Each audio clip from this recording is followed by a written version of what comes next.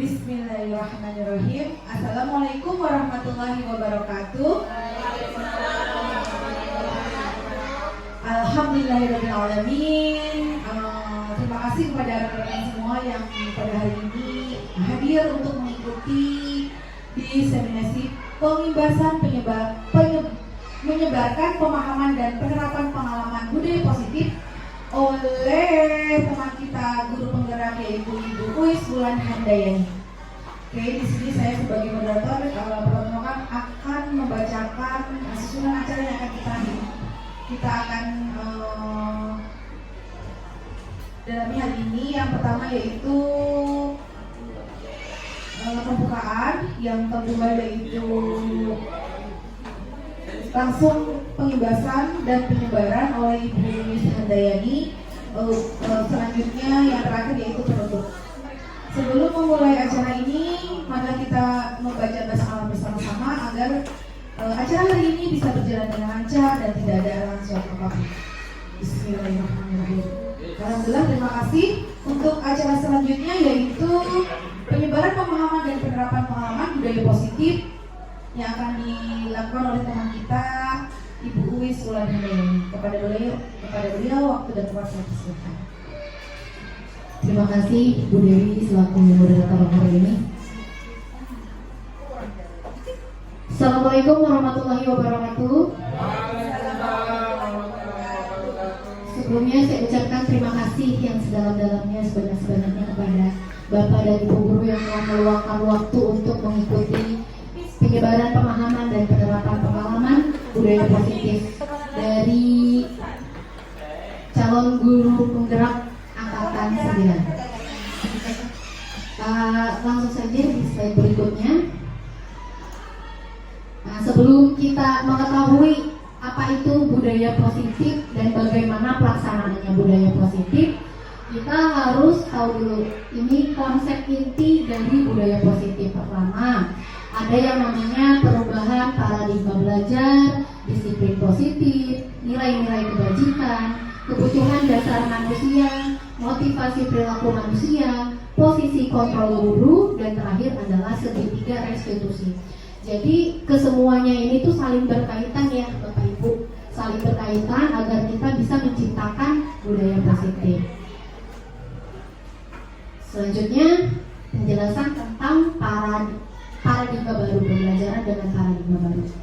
Pembelajaran dengan paradigma baru merupakan pembelajaran yang dirancang berdasarkan prinsip pembelajaran berdiferensiasi sehingga para peserta didik belajar sesuai kebutuhannya berdasarkan tahap perkembangan sesuai teori psikologi modern untuk mewujudkan profil pelajar Pancasila.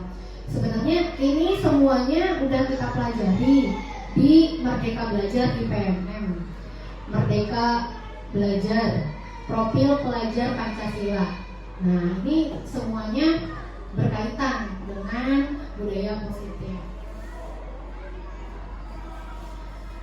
Selanjutnya, miskonsepsi tentang teori kontrol nih. Yang mau kita pelajari dari budaya positif itu apa? Itu tentang teori kontrol, Bapak Ibu. Selama ini kan yang kita tahu mengkontrol itu apa sih? Nah, ini adalah miskonsepsinya nih, yang salah dari pemahaman kita tentang teori kontrol. Pertama, ilusi guru mengontrol murid. Nah, selama ini kita taunya teori kontrol itu kita mengontrol murid gitu, maunya kita murid seperti apa, seperti itu. Selanjutnya, ilusi bahwa semua penguatan itu efektif dan bermanfaat. Jadi semua yang kita lakukan itu bermanfaat, itu pikiran kita gitu. Contoh misalnya, kamu harus datang tepat waktu ya. Kalau tidak tepat waktu, nanti berdiri di depan kelas. Misalnya itu contoh. Itu menurut kita adalah suatu kontrol yang efektif. Selanjutnya, ilusi bahwa kritik membuat rasa bersalah mampu menguatkan karakter. Nah, jadi kita berpikir selama ini kita memberi kritik kepada siswa, kamu kok seperti ini, harusnya seperti ini. Itu bisa menguatkan karakter, padahal tidak. Jadi karakternya itu terjadi ya karena mendapatkan kritik secara terpaksa. Selanjutnya, ilusi bahwa orang dewasa berhak memaksa. Nah, ini terkadang kita sampai sekarang pun kita merasa Yang dewasa itulah yang paling berhak memberikan peraturan gitu. Meskipun kadang di hati nurani kita merasa seharusnya tidak seperti itu. Begitu. Itu adalah miskonsepsi kita nih tentang teori kontrol.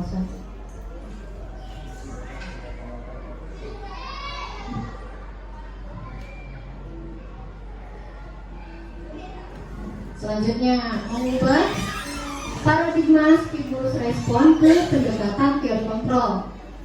Dulu kita itu melaksanakan yang namanya stimulus respon. Apa itu stimulus respon? Pertama nih, realitas kebutuhan kita sama. Sekarang itu berubah menjadi kebutuhan kita berbeda. Maksudnya apa? Selama ini kita memperlakukan anak itu sama, ya. Menurut kita itu adalah sesuatu yang benar dan sesuatu yang adil. Tapi ternyata berbeda berdasarkan apa? Kebutuhan. Manusia itu punya yang namanya kebutuhan dasar manusia. Nanti akan saya jelaskan tentang kebutuhan dasar manusia. Setiap anak juga mempunyai latar belakang yang berbeda, mempunyai kebutuhan yang berbeda. Tentunya kita itu harus bisa membedakan kebutuhannya. Kedua, semua orang melihat hal yang sama. Ini yang lalu. Selanjutnya kita mencoba mengubah orang agar berpandangan sama dengan kita. Perilaku buruk dilihat sebagai suatu kesalahan. Orang lain bisa mengontrol saya. Saya bisa mengontrol orang lain. Pemaksaan ada pada saat bujukan gagal. Model berpikir menang atau kalah. Nah, ini adalah pemikiran kita yang dulu. Pertama, menganggap semua anak sama. Kedua, orang berbuat salah, ya udah itu suatu kesalahan. Terus kita bisa mengontrol orang lain bisa mengontrol kita.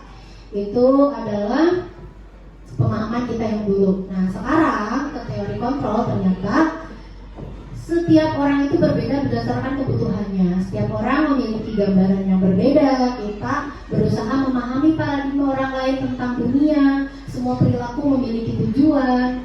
Hanya Anda yang bisa mengontrol diri Anda. Begitu. Coba sekarang tangan Bapak Ibu. Anggap di tangan Bapak Ibu ini ada benda yang sangat penting sekali di dalamnya. Silakan ditutup. Sangat penting bagi diri Anda. Kemudian saya meminta Anda untuk membuka telapak tangan Anda. Apakah Anda mau membukanya? Tidak bisa. Ada jawabannya tidak bisa. Jadi kembali lagi kepada diri kita. Kitalah yang dapat mengontrol diri kita. Seperti itu. Jadi lanjut. Anda tidak bisa mengontrol orang lain. Nah, ini balik lagi. Tadi seperti yang awal sudah saya jelaskan, ada anak yang terlambat berdiri di depan kelas akhirnya, itu hukuman dari kita ya. Anak itu takut karena hukuman, bukan karena kemauannya dari diri sendiri. Bukannya besok-besok tentu tidak ada jaminan bagi murid itu untuk menjadi karakter disiplin, karena dia taatnya karena terpaksa, karena takut hukuman. Seperti itu. Lanjut, kolaborasi dan konsensus menciptakan pilihan-pilihan baru. Nah, yang kolaborasi. Lanjut, model berikut. Model pikirnya itu menang-menang atau win-win solution. Jadi ada kedua belah pihak itu mendapatkan hal yang sama, yang seimbang, yang bermanfaat. Seperti itu. Nah, betul, solusi bersama. Lanjut, nah ini yang saya bahas tadi nih. Kenapa dianggapnya berbeda teori kontrol itu? Karena berdasarkan 5 kebutuhan dasar manusia. Pertama, dari kebutuhan manusia itu bertahan hidup. Sudah pasti ini kebutuhan pokok, makan, kehidupan yang layak, rumah tempat tinggal yang nyaman, keluarga yang utuh, itu adalah bertahan hidup. Kedua, ada yang namanya kasih sayang dan rasa diterima. Setiap orang itu di lubuk hatinya yang terkecil, seintrovert apapun orang itu pasti memiliki rasa ingin diterima. Ya, itu adalah perwujudan. Semua orang butuh itu. Kemudian yang ketiga ada kebebasan. Kebebasan itu artinya setiap orang memiliki keinginan untuk memilih dan melakukan. Selanjutnya kesenangan. Nah, ini kesenangan ini biasanya muncul rasa bosan kalau anak itu belajar terlalu monoton, kurang menyenangkan bagi mereka, itu akan muncul rasa bosan. Itu adalah kebutuhan dasar manusia juga. Terakhir adalah penguasaan power. Contohnya apa? Kita meminta bantuan nih kepada atau enggak anak murid kita meminta agar bu guru, ayo dong kamu bareng saya.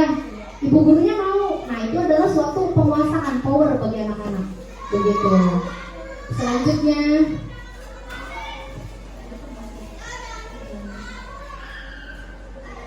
ya, oke.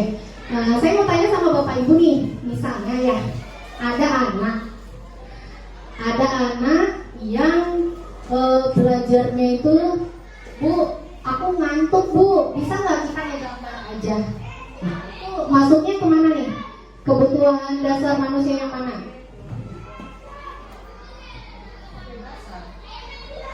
Ada yang jawab kebebasan, kesenangan.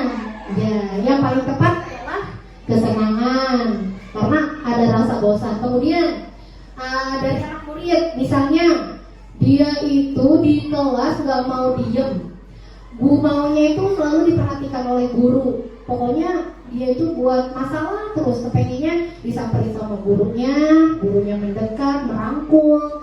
Menurut Bapak Ibu ini masuknya kemana? Betul sekali, masuknya ke kasih sayang, dia butuh perhatian. Nah, kalau yang bertahan hidup, alhamdulillah ya di lingkungan kita jarang menemukan, karena sudah tarafnya. Kalau kebutuhan hidup biasanya anak tuh mencuri karena ingin berjajan, itu masuknya kebutuhan hidup.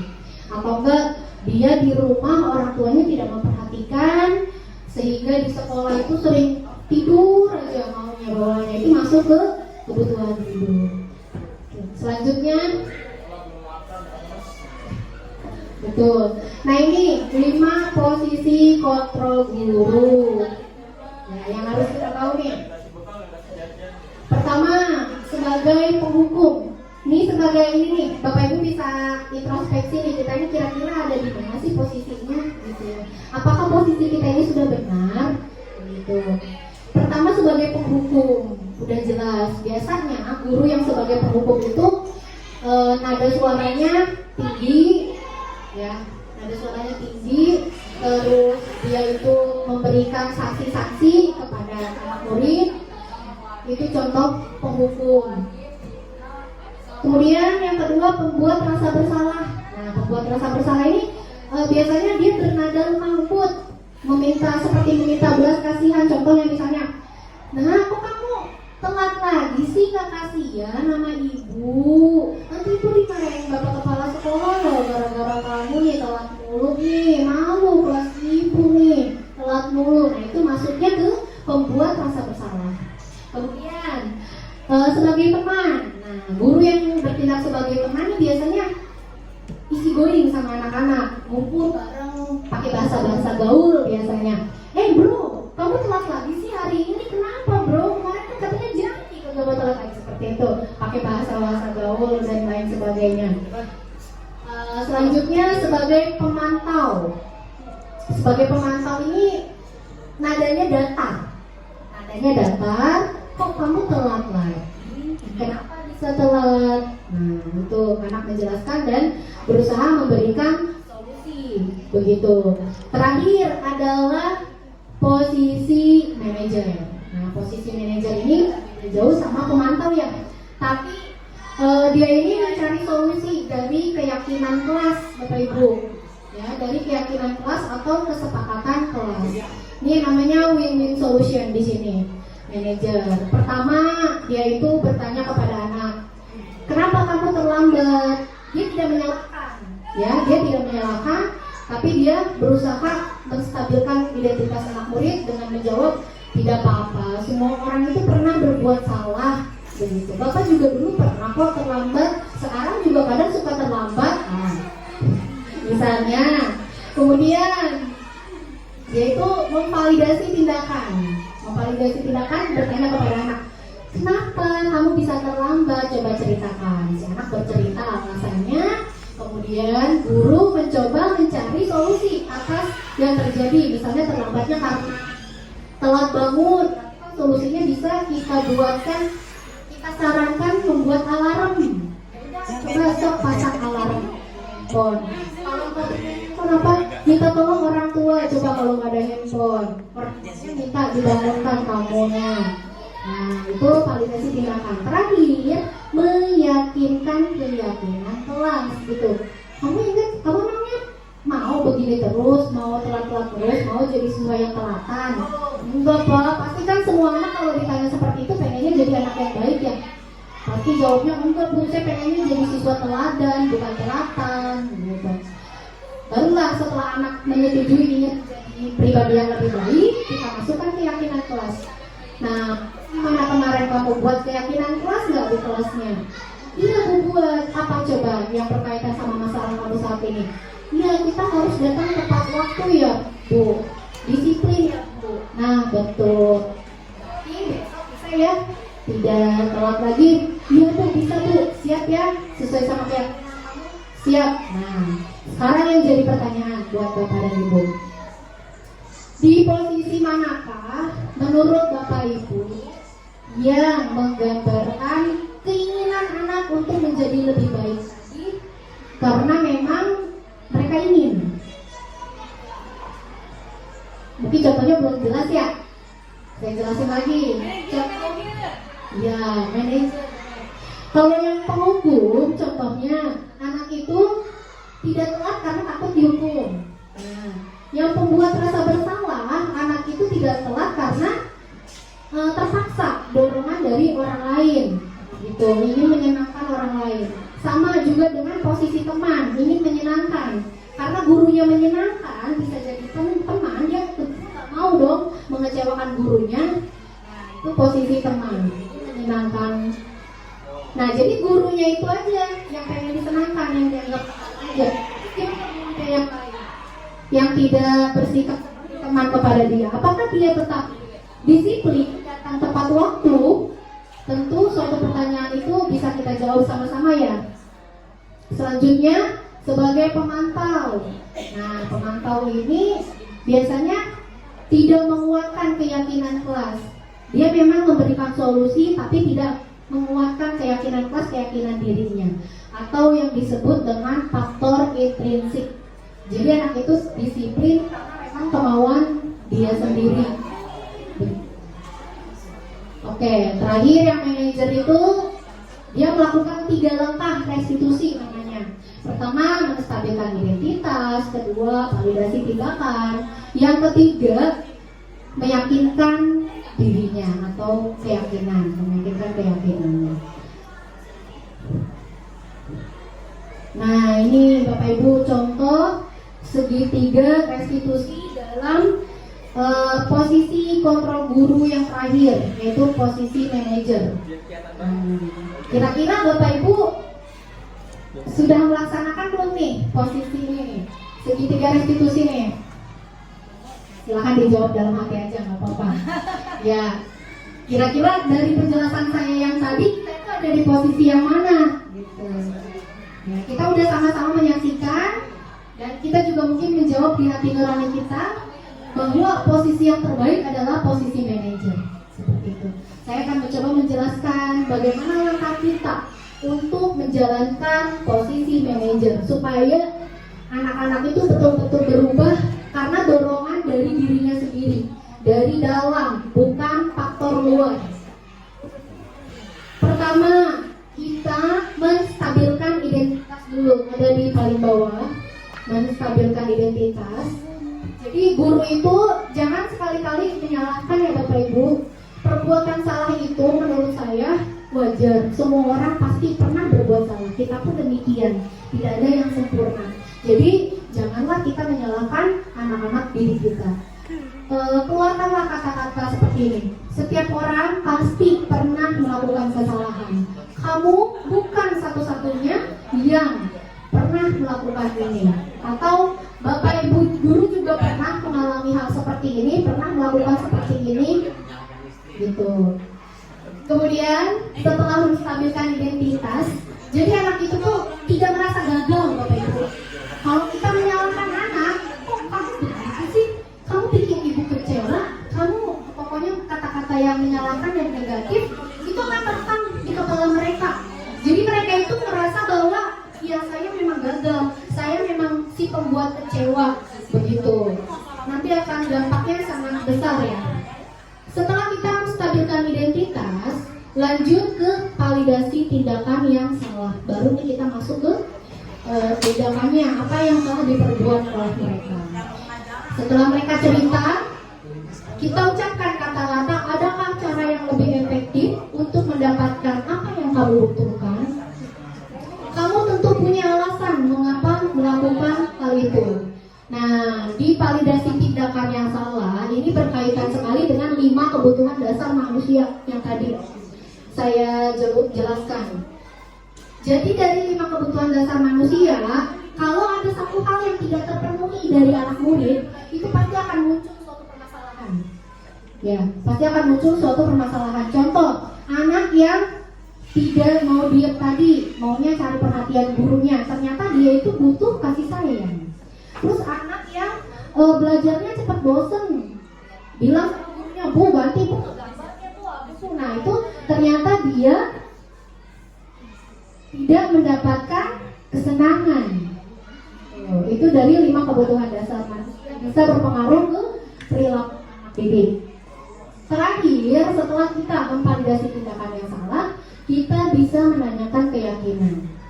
Keyakinan kelas apa yang telah kita sepakati? Hubungkan keyakinan kelas tersebut dengan kesalahan yang diperbuat oleh anak. Kemudian, kamu ingin menjadi orang yang seperti apa? Saya yakin tidak ada anak ataupun orang yang keinginannya tidak baik. Pasti semuanya ingin menjadi yang lebih baik lagi. Seperti itu. Nah, dari situ barulah kita memberikan win-win solution atau solusi yang kita perlukan dan anak butuhkan. Ibu. Jadi biarkan si anak tersebut yang menentukan dan mengajukan sendiri apa solusinya. Jangan kita paksakan. Pokoknya besok harus datang. Kalau tidak seperti ini, nah itu hukuman jatuhnya. Ya, sekian pemaparan dari saya.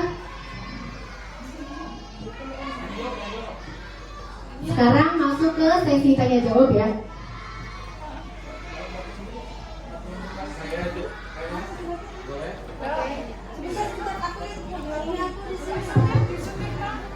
Baik, untuk selanjutnya sesi tanya jawab saya akan memberikan kepada beberapa tiga orang penanya dulu. Silakan Bapak dan Ibu yang mau bertanya, boleh dari Bu Tina dulu ya. Nanti setelah Bu Tina baru Bapak Kamaludin. Setelah itu mungkin ada satu lagi. Perempuan first ya. Oke, tapi nggak boleh Bapak Yesus aja dah. Nanti disuruh-suruh. Assalamualaikum warahmatullahi wabarakatuh. Terima kasih ada Ibu Lan sudah memberikan saya kesempatan untuk bertanya.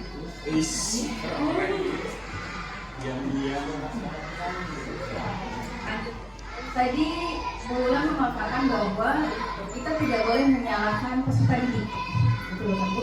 Nah, pada saat ini itu kejadiannya kan terbalik. Jadi peserta didik itu yang berkata kasar. Nah seperti itu gimana tuh solusinya? Itu saja. Terima kasih. Assalamualaikum. Baik, saya simpan dulu ya pertanyaannya, nanti sekalian dijawab. Nah untuk penanya berikutnya adalah saudara Bapak Kamaludin. Kepada beliau waktu dan tempat saya persilakan.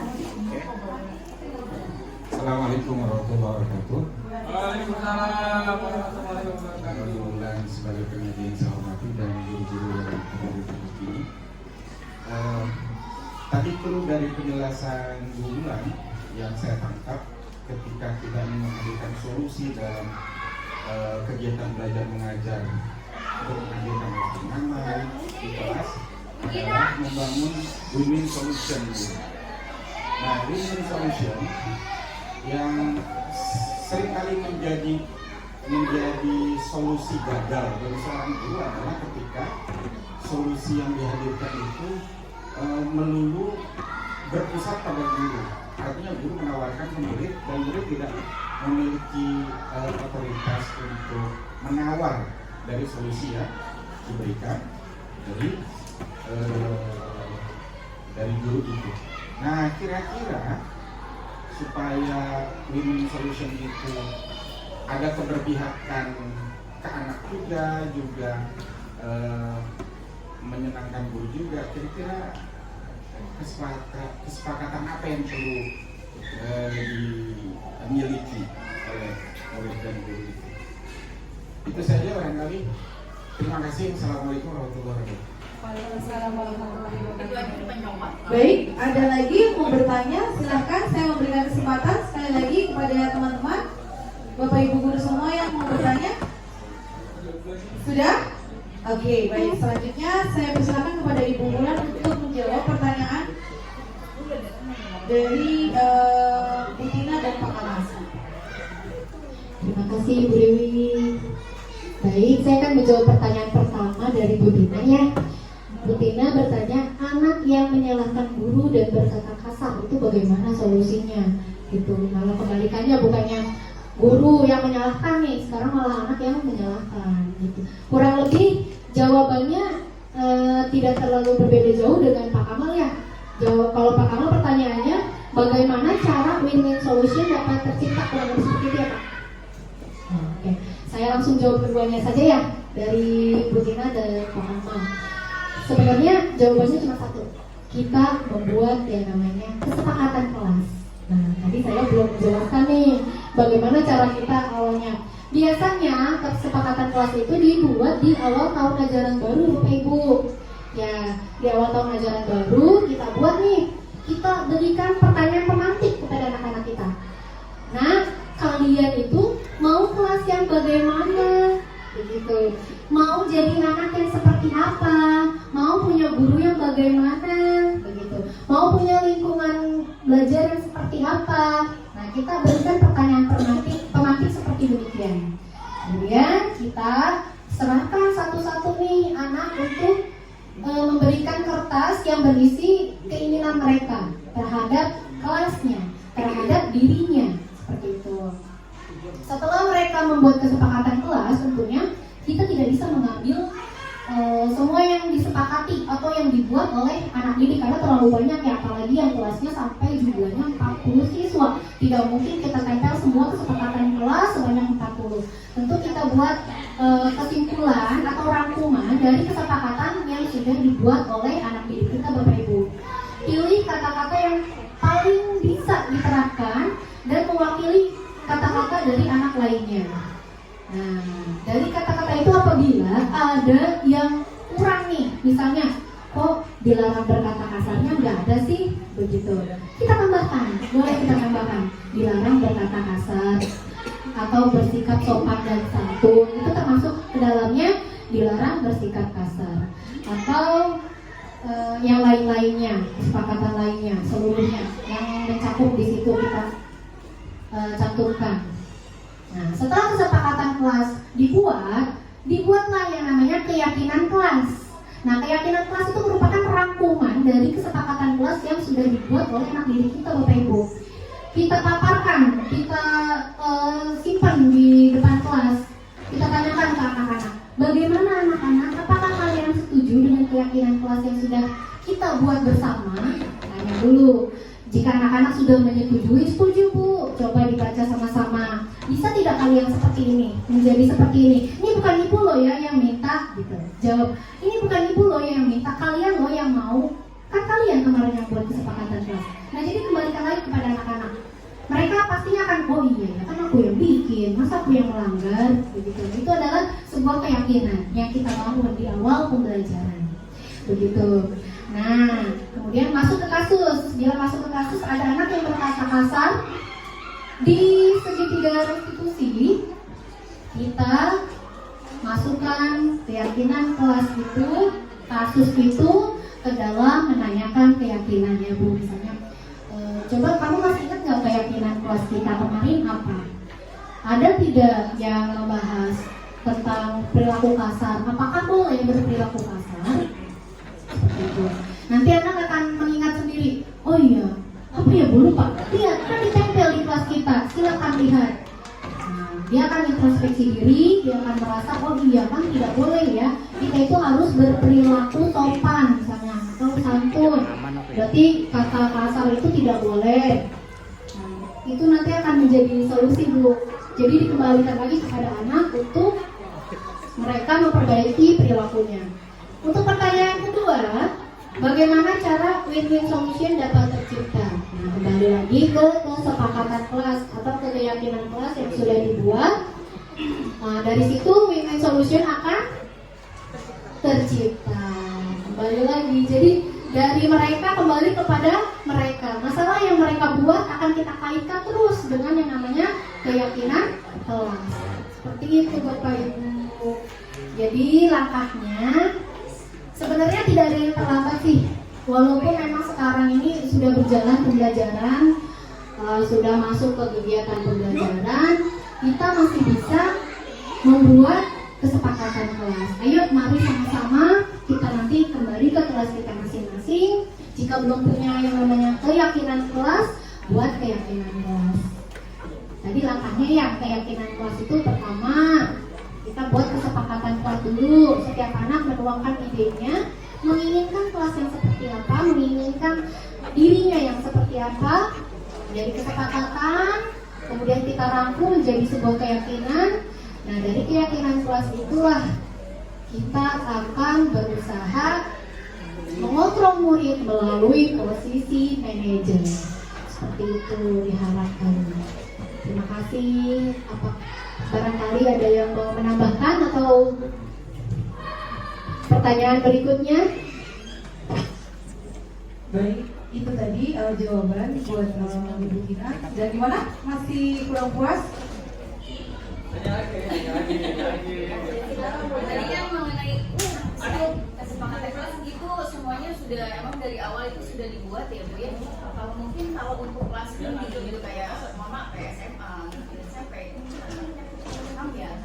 Nah kalau untuk kelas dari saya udah beberapa kali gitu kan.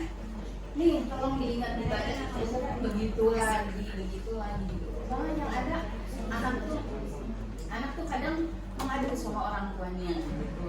Ada kan yang seperti itu. Padahal kita udah punya kesepakatan dari awal. Bahkan misalnya kalau udah lupa diingetin lagi tetap aja seperti itu. Kalau di kelas itu bisa. Ibu udah kemarin. Mau saya tambahin? Baik. Ya, saya sudah melakukan yang budaya positif, maksudnya dalam arti kata untuk anak di rumah. Bukan itu. Sekarang dulu zamannya kita takut sama guru, tapi sekarang zamannya murid yang berani sama guru. Iya benar ya. Dulu kita zamannya kita benar-benar takut. Sekarang mah murid benar-benar yang berani sama guru. Bahkan di sekarang zamannya orang tua yang ikut campur tangan mengenai pendidikan yang ada di sekolah. Ketika mungkin pendidikan itu di rumah memang itu orang tua yang mendidik istilahnya gitu. Tapi kalau di sekolah itu kan tanggung jawab dari guru. Kalau saya pribadi Bu, yang sudah saya lakukan agar tercipta kondisi antara orang tua dan murid, itu yang pertama adalah ketika nanti pertama kali mau masuk sekolah, itu yang pertama saya lakukan adalah melakukan sosialisasi atau orang tua saya panggil semua ke sekolah. Jadi satu kelas itu 40 siswa, silakan bapak atau ibu yang bisa hadir ke sekolah hadir. Nah di situ sebelum saya ngobrol sama anaknya, yang saya mau didik adalah orang tuanya. Kalau saya kayak gitu. Jadi saya mau didik bukan berarti orang tuanya nggak punya pendidikan, bukan. Tapi sebagian besar orang tua itu kurang sekali bagaimana belajar tentang parenting anak. Nah, padahal parenting anak itu kan penting sekali. Nah, di sini adalah kesempatan besar kita untuk bagaimana kita mensosialisasikan atau merubah mindset orang tua bahwa mendidik anak itu seperti ini. Bahwa kita harus kerjasama antara saya guru di sekolah dan ibu di rumah. Bagaimana kita meraih tujuan kita. Kita obrolin sama-sama orang tua, tujuan kita itu Bapak sama Ibu bikin kesepakatan dengan orang tua. Mau mendidik anaknya di kelas saya, berarti kan kontrolnya ada di saya. Walaupun kita mau tidak mengontrol murid, tapi paling tidak saya juga orang tua, tapi di sekolah seperti itu. Nah nanti kita ngobrol seperti itu, di situ keluarkan semua yang orang tua, dan di situ juga kita cari tahu kelemahan, kelebihan, kekurangan anak didik kita. Karena terkadang guru itu bahkan sampai ke setengah semester aja nggak tahu muridnya itu kelemahannya di mana. Tapi taunya ya mohon maaf ya tadi hanya sebatas ketika kita melihatnya aja seperti itu. Karena kita kan nggak ngajarin 1-10 anak, tapi hampir 40 siswa seperti itu kan Bu. Dengan mayoritas pemikiran yang berbeda, lingkungan yang mereka berbeda, otomatis kita pasti memiliki 40 watak yang berbeda seperti itu. Nah setelah komunikasi dengan orang tua, yang saya lakukan adalah berikutnya komunikasi dengan anak didik. Jadi setelah orang tua beres tuh dalam 1 hari atau 2 hari ketemu titik temunya, berarti nanti kedepannya seperti ini ya kita bikin kan. Di situ kesepakatan antara guru dan orang tua. Setelah sepakat, baru saya mulai ke peserta didik. Nah, di situ pertama yang harus saya lakukan adalah kalau saya pribadi itu psikologis anak. Saya mainin psikologis. Saya mainin mindset pola pikir anak. Yang tadinya mohon maaf, jangan kaget ibu, ada anak kelas 4, kelas 5, kelas 6 belum bisa membaca. Ngomongnya Masya Allah, semua binatang, semua apa keluar semua, itu memang lingkungan dan tanggung jawab. Dan tanggung jawab kita sebagai guru, kalau saya pribadi adalah bagaimana yang pertama yang harus saya lakukan adalah karakter.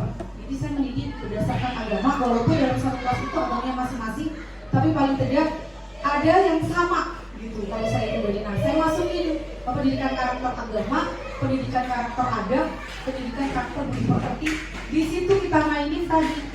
Ayo nah kayak gitu. Pokoknya intinya kita bikin kesepakatan yang memang si anak tadi pola pikirnya juga.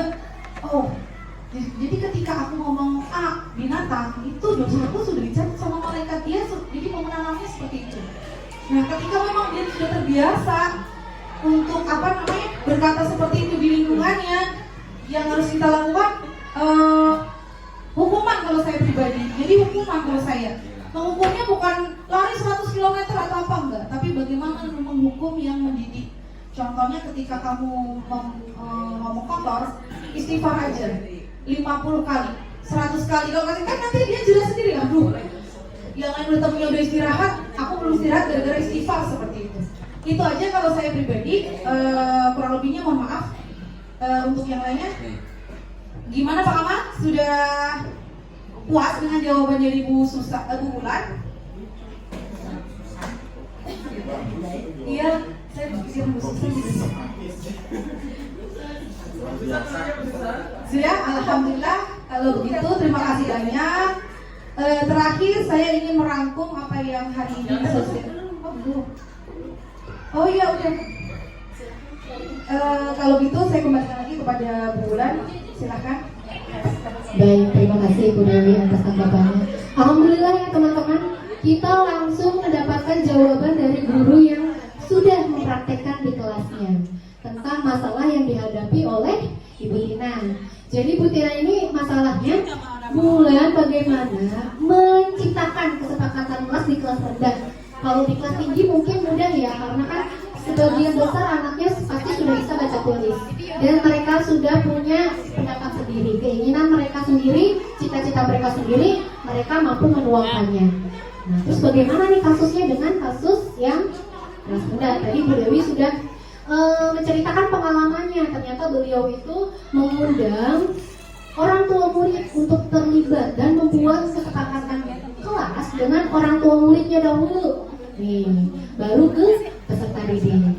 Nah, mungkin kalau untuk ke peserta didik ya Bu Tina, memang saya juga dulu pernah mengajar di kelas 1 dan kelas 2, jangankan kelas 3, jangankan yang sekarang ya. Dulu itu kelas 1, kelas 2 tuh masih banyak anak yang belum bisa baca tulis. Mungkin masalahnya di situ, gimana kita bisa membuat kesepakatan kelas sedangkan anaknya baca aja nggak bisa. Bagaimana ia bisa menuangkan pikirannya sedangkan menulis saja tidak bisa. Nah, itu bagaimana solusinya? Kita berikan tanya jawab Bapak Ibu. Kita bertanya kepada anak-anak secara umum. ayo nak, mari nak, kalian menginginkan kelas yang seperti apa? Kelas yang bagaimana? Nah, pasti anak akan menjawab, Bu, saya pengen jadi pilot, Bu. Nah, kalau nggak masuk akal seperti itu, kita masukkan ke dalam, oh berarti dia punya cita-cita, dia punya keinginan, dia pengen belajar, berarti harus belajar yang rajin. Supaya mencapai cita-cita, kita harus belajar dengan rajin. Nah, itu masukkan ke dalam kesepakatan kelas kita. Belajar rajin, belajar. Terus misalnya ada yang jawab, anak-anaknya itu jawab, Bu, di kelas kepengennya itu Bu, pelajarannya menyenangkan Bu. Untuk menciptakan pelajaran yang menyenangkan, tentu kita harus disiplin. Simpan di situ, disiplin kesepakatan kelasnya. Ya, kalau nggak disiplin, kita nggak akan menghasilkan pelajaran yang menyenangkan. Oke, demikian. Ya, demikian tambahan saya untuk Bu Tina. Selanjutnya mungkin ada pertanyaan. Oh iya, silakan. Mau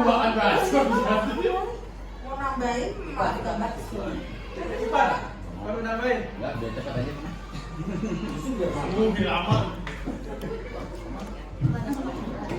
Ayo Bapak.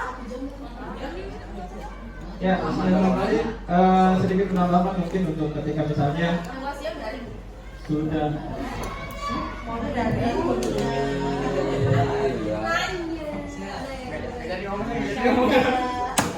ya, sedikit menambahkan mungkin ketika misalnya di kasusnya Bu Tina tadi ya di kelas 1 ya anak apa?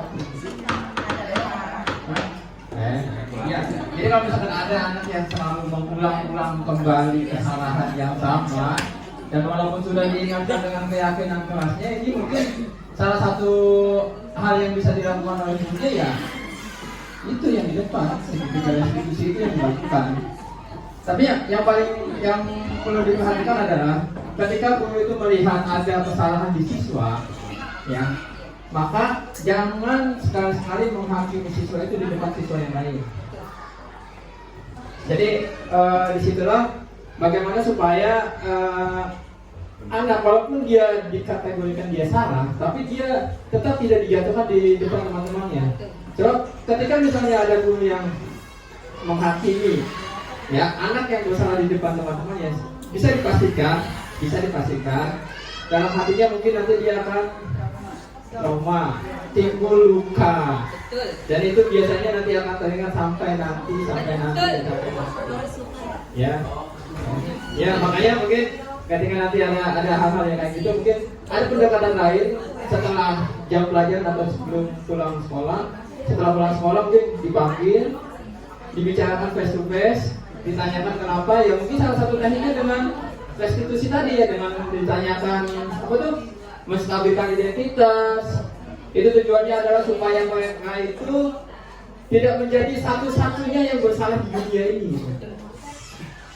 Ya, bukan hanya dia gitu yang melakukan itu kan ya. Kemudian validasi tindakan, nah setiap tindakan yang dilakukan siswa itu pasti ada motifnya, ada alasannya ya. Kalau kita hubungkan kembali dengan kebutuhan 5 kebutuhan dasar manusia, mungkin salah satunya itu ada yang tidak terpenuhi, makanya timbullah tindakan seperti itu. Nah, ketika sudah kita tahu penyebabnya apa, barulah kita kembalikan lagi ke keyakinan kelas yang kita sudah buat, ya. Dan itu prosesnya sebaiknya dilakukan face to face, tidak di depan kelas, tidak di saat itu dilakukan, ya. Jadi supaya apa? Menghindari supaya nanti ketika tidak terjadi diejek temannya atau bagaimana gitu. Nah, kalau misalkan hal itu masih belum terjadi, ya mungkin caranya bisa dilakukan dengan koordinasi dengan orang tuanya. Nah, biasanya begini Pak Yusuf. Kalau dulu kan tambah banyak gitu ya. Iya kan biasanya anak itu diberikan punishment itu langsung di depan anak-anaknya sebagai contoh nih, kalau misalnya kalian melanggar akan seperti ini, akan dihukum seperti ini. Terus kan anak buatnya kita nakut-nakutin anak kan, agar jangan sampai si anak itu melakukan hal yang sama. Nah, mungkin yang dulu kita tuh seperti itu, ya. Apakah lebih efektif yang dulu atau kayak sekarang ini anaknya dipanggil menghadap secara face to face tanpa sepengetahuan teman-temannya yang lain. Artinya kan kalau misalkan kita memberikan punishment hanya dengan anak yang melakukan kesalahan itu, berarti anak yang lain ya punya, berarti bertanya-tanya nggak tahu.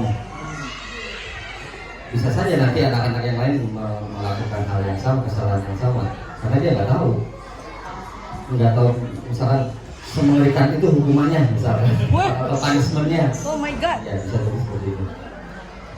Ya, berarti dalam hal ini langsung ditanggapi atau gimana? Iya, nggak Ya. apa-apa. Gak apa-apa, udah kalian berdua aja, udah kita mah. Boleh silahkan saya Is. Tapi ya kalau menurut saya ya yang dibilang Pak Yusuf itu ada benernya gitu Pak. Jadi kita tuh jangan menghakimi anak di depan teman-temannya gitu. Itu namanya bukan menghukum tapi mempermalukan. Gitu. Jadi tadi menurut saya Pak Yusuf Mau dibilang jadi anak Ya, saya. Alhamdulillah Dia mau di pihak saya. face ya bener. Satu lagi tadi apa? jika sudah diperingatkan jangan diulangi, itu yang menjadi catatan saya sekarang. Jika sudah diperingatkan jangan diulangi. Itu kayak Iya itu. Ya. Jadi begini berarti kalau misalnya diberikan gambaran sebuah hukuman atau sanksi ya. Bukan sanksi sih, itu namanya hukuman yang belum disepakati ya. Itu ada hukuman biasanya walaupun memang nanti akan menimbulkan ketakutan ya untuk teman-temannya, tapi efek negatifnya adalah untuk siswa yang bersalahnya itu nanti dia akan terluka pandemi. Bisa jadi mungkin ya kata Bang tadi bisa jadi nanti dia trauma gitu. Tergores hati. Ya, iya, tergores hatinya dan tadi kan sampai nanti dia keluar. Ya. Nah makanya sebetulnya yang dihindari dari proses restitusi ini adalah bagaimana mengembalikan siswa itu ke komunitasnya tanpa adanya luka itu. Ya artinya ketika misalkan siswa itu tidak ada bermasalah lagi, otomatis komunitasnya juga akan menerima dengan welcome gitu kan. Jadi ya kayak gini aja lah, kalau misalkan ada siswa yang bermasalah, titik di sini ya ada yang mau ada yang enggak gitu kan. Nggak mau atau menambah dia? Kalau saya mau, saya selalu mendapatkan anak-anak yang bermasalah. Ya, ibu mau tapi anak-anaknya mau nggak?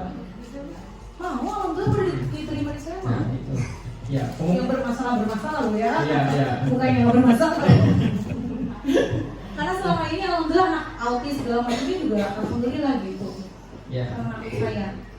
Berarti bagus, alhamdulillah berarti anak ibu Dewi baik-baik kan ya. Bukan baik-baik.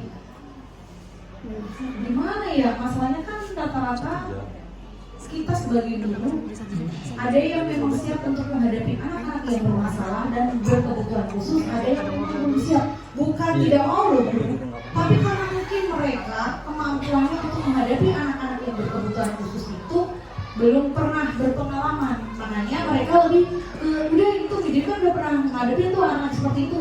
Nah itu seperti itu Pak, bukan ke bahwa anak-anak saya baik-baik, tidak, bukan ke situ ya.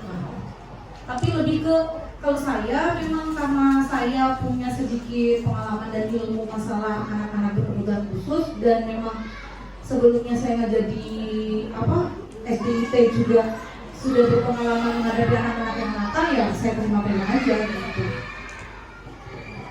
Itu aja. Ya, maksudnya diterima itu diterima komunitas anak-anaknya sama teman-temannya. Gitu. Ya, jadi kalau misalnya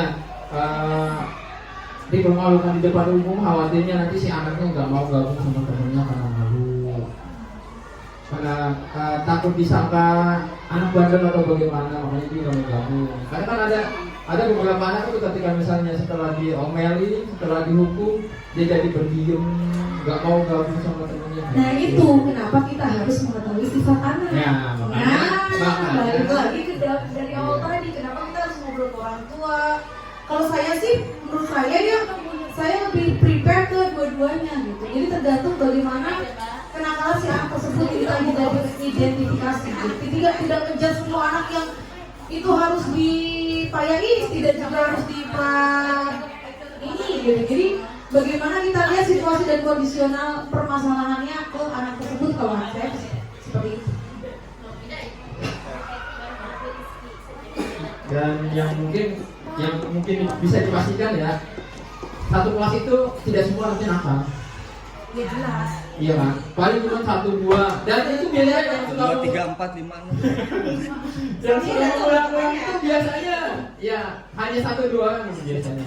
Sebenarnya tidak ada anak nakal aslinya itu. Iya. Serius, nggak ada anak bodoh juga nggak ada. Nggak ada. Nggak ada anak bodoh, nggak ada anak nakal. Cuma memang lingkungan yang membentuk karakter mereka, ya itu menjadi seperti itu. Maksudnya mungkin bukan nakal ya, butuh pendampingan khusus. Pendampingan khusus.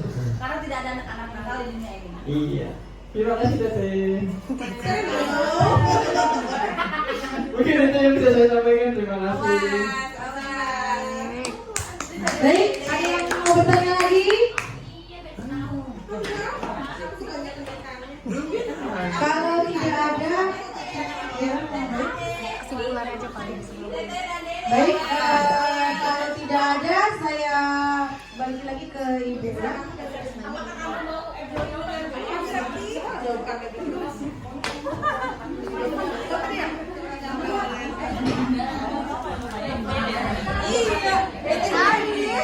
Ya baik, terima kasih. Tolong dari aplausnya dulu nih. Luar biasa ya. Ternyata guru-guru di Waluya 2 ini sungguh sangat super berpengalaman semua dan mampu memberikan praktik baiknya kepada kita semua. Mudah-mudahan yang belum melaksanakan praktik baik bisa melaksanakan praktik baiknya di kelas. Untuk yang sudah, jangan lupa ditularkan praktik baiknya untuk kita semua. Oke, saya akan menyampaikan kesimpulan dari diskusi ini, Bapak Ibu semua. Dari 5 posisi kontrol guru yang sudah dijelaskan oleh saya, ternyata posisi terbaik adalah posisi manajer. Ya, posisi manajer itu tidak menghukum, tidak menghakimi, tidak menyalahkan, tidak juga mensejajarkan dengan murid. Dia adalah posisi terbaik yang mana anak itu berubah memang karena kemauannya sendiri, yang disebut dengan faktor intrinsik dari dalam dirinya sendiri. Karena dia sudah membuat kesepakatan kelas, sudah meyakini kesepakatan kelasnya. Kemudian anak berbuat salah itu tentu mereka punya alasan. Alasannya dari mana? Tidurnya dari 5 kebutuhan dasar manusia tadi. Yang pertama adalah bertahan hidup, kedua adalah butuhnya pengakuan, rasa diterima, rasa kasih sayang, ketiga adalah kebutuhan dari rasa senang, keempat kebebasan, dan yang terakhir adalah kebutuhan penguasaan atau power. Mudah-mudahan kita semua segera bisa melaksanakan pertama langkahnya nih sebelum mempraktekkan posisi manajer kita sebagai guru. Kita buat dulu kesepakatan kelas. Setelah kesepakatan kelas dibuat, kita rangkum menjadi keyakinan kelas. Sepakati dengan anak-anak keyakinan kelas itu kita laksanakan. Baru kemudian kita praktekkan posisi manajer dengan cara segitiga restitusi yang sudah saya jelaskan tadi. Pertama, ada tindakan yang namanya menstabilkan identitas. Nih, agar anak tidak merasa disalahkan, agar anak tidak menjadi orang yang gagal, tidak merasa gagal. Kemudian validasi tindakan yang salah. Kita cari tindakan yang salah. Apa penyebabnya dia berbuat salah? Apa 5 kebutuhan dasar yang tidak dipenuhi dari perbuatan salahnya? Yang terakhir adalah menanyakan keyakinan kelas. Keyakinan kelas yang sudah dibuat, yang sudah disepakati, kita tanyakan kembali kepada anak, apakah ia ingin menjadi pribadi yang lebih baik lagi seperti itu. Oke, baik, saya akhiri dengan wabillahi taufiq wal hidayah. Wassalamualaikum warahmatullahi wabarakatuh. Saya lanjutkan kepada moderator Bu Dewi. Baik, acara selanjutnya yaitu berdoa.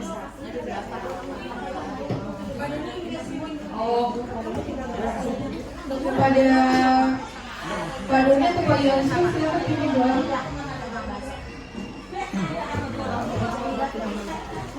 Saya berdoa ya, berdoa ya, saya doa ya. Itu udah Belum dipersilakan. Sudah, kepada Bapak Yesus saya persilahkan untuk waktu dan tempat. Bismillahirrahmanirrahim. Baik, untuk menutup kegiatan kita hari ini, setelah mendengarkan pemaparan dari Bu Lois Bulan ini tentang partai politik, semoga kita bisa menjalankannya, menerapkannya di kelas. Baik, untuk supaya kegiatan ini bisa diberikan keberkahan, mari kita tutup dengan doa. Izin baru doa dengan agama saya sendiri. Ya. Bismillahirrahmanirrahim. Astagfirullahaladzim, astagfirullahaladzim. Allahumma salli ala sayyidina Muhammadin wa ala alihi wa sahbihi wa sallam. Allahumma amin amin ya rabbal alamin ya maulana ya ma'bud alhamdulillah wa ni'amahu wa yukafi'u mazidah ya rabbana alhamdu kama yanbaghi li jalali wajhikal karim wa 'azimi sultanik. Allahumma salli ala sayyidina Muhammadin sallallahu alaihi wa sallam min jami'il ahwali wal afat wa taqilana biha jami'al hajat wa tutahhirna biha min jami'i sayyi'at wa tanfa'una biha min tamamil darajat wa tubaddiluna biha ahsan wa yatmina khayrat bil hayati wa ba'da al-mamat innaka ala kulli shay'in qadir. Allahumma inna nas'aluka 'ilman nafi'an wa rizqan wasi'an wa qalban khashi'an wa waladan shalihan wa 'amalan mutaqabbalan wa shifaa'an min kulli da'. Rabbana atina fid dunya hasanah wa fil akhirati hasanah wa qina 'adzaban nar. Subhana rabbika rabbil izzati amma yasifun wa salamun 'alal mursalin walhamdulillahi rabbil alamin. Assalamualaikum warahmatullahi wabarakatuh. Waalaikumsalam warahmatullahi wabarakatuh. Alhamdulillahirabbil alamin. Pembahasan hari ini berjalan dengan lancar dan terima kasih kepada rekan-rekan semua, Bapak Ibu guru semua yang sudah hadir di acara hari ini. Semoga sebagai guru kita bisa membuat sebuah perubahan dan inovasi dengan membiasakan untuk berbudaya yang positif, disiplin positif. Terima kasih dari saya, mohon maaf apabila banyak salah. Wassalamualaikum warahmatullahi wabarakatuh. Siapa yang mau foto-foto? Aku. Buruan. Fotonya